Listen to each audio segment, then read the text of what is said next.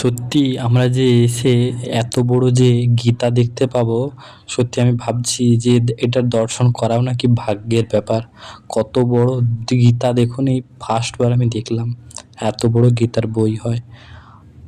ওদিন গিয়ে দেখলাম একটা বড় হোমযজ্ঞ চলছে, কারোর নামে হয়তো কোনো মানসিক বা কিছু ছিল, বেশ বড় করে হোমযজ্ঞ চলছে।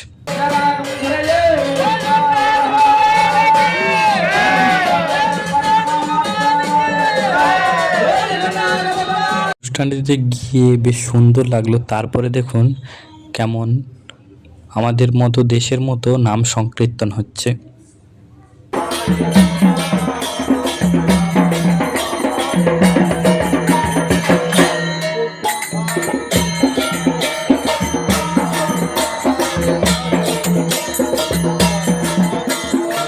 সব দেখে তো আর বেরিয়ে আসতে মনই চাইছিল না, অনেকটাই সন্ধে হয়ে গেছে, তাই জন্য বাড়ি ফেরার দিকে রওনা দিয়েছি। বাইরে থেকে মন্দিরটা দেখুন কি অপূর্ব লাগছে, কত সুন্দর লাইটিং করা। পাশে আবার ওই দিন কিছু প্রোগ্রামও হয়েছিল, ওড়িশা থেকে ওড়িশি নৃত্য টিত্য হচ্ছিল।